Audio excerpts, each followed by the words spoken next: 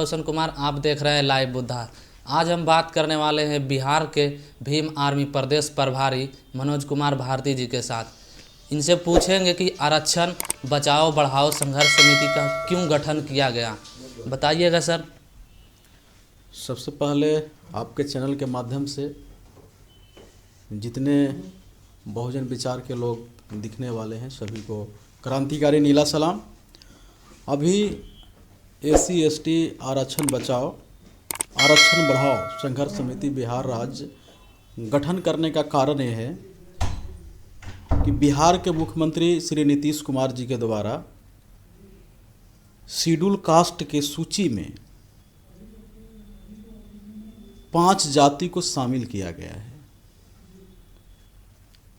वो भी जो अनुच्छेद 341 है बगैर पार्लियामेंट में चर्चा किए हुए, जो संविधान का सीधे सीधे उल्लंघन है। और शामिल कर उन 5 जातियों को शेड्यूल कास्ट का जो आरक्षण सुविधा है वो उसको उपलब्ध करा दी गई है, जबकि आरक्षण का जो कोटा है वो पहले से ही जनसंख्या के अनुपात में दी गई है। तो जब जनसंख्या बढ़ी, जाति को यहाँ शामिल किया गया है, तो जब जनसंख्या बढ़ा तो उस हिसाब से SC ST का आरक्षण का दायरा भी बढ़ना चाहिए। तो दायरा बढ़ाई नहीं गई बल्कि जाति को सिर्फ शामिल किया गया। दूसरी बात यह है कि जब आरक्षण दी गई है तो जितने लोगों की आरक्षण दी गई उसको सूचीबद्ध संविधान में 341 अनुच्छेद में किया गया है, लेकिन जिनको मिला तो आरक्षण का कारण भी है कि भाई इनको आरक्षण क्यों दी जा रही है।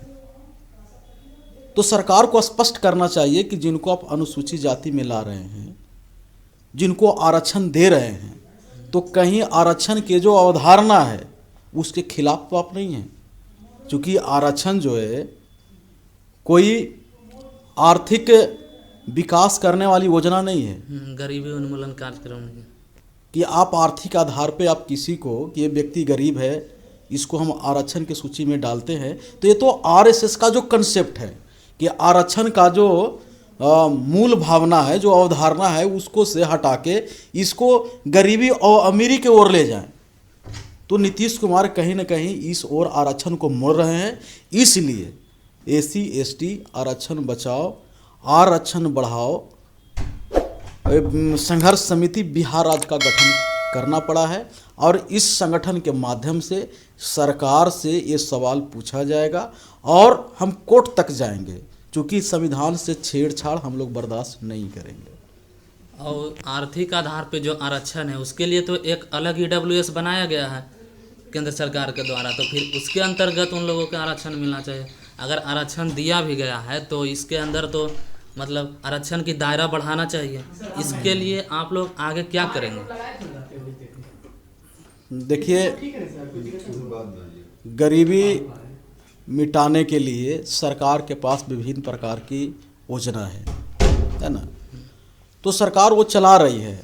लेकिन ये जितने जो गरीबी के नाम पे आरक्षण देने की बात कही जा रही है, ये संविधान में दूर दूर तक कहीं नहीं है।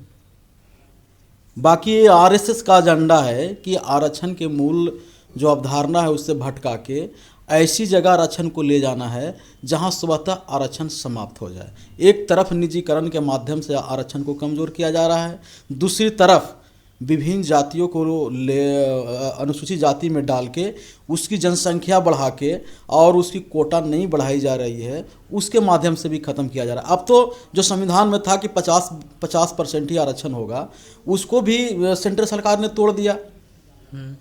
तो अब जितना आरक्षण बढ़ाना है बढ़ाए। हमारा तो मांग है कि 100% आरक्षण हो, जिसकी जितनी संख्या आबादी है उसके अनुपात में आरक्षण दे दिया जाए। तो ये इस तरह के जो सरकार का वोट के लालच में जो ढोंग रच रही है और आरक्षण को समाप्त करने का जो उनके पास ये जो एजेंडा वो चला रहे हैं RSS के, उसके खिलाफ हम लोग लड़ेंगे। क्या नाम हुआ सर? मनोज कुमार भारती,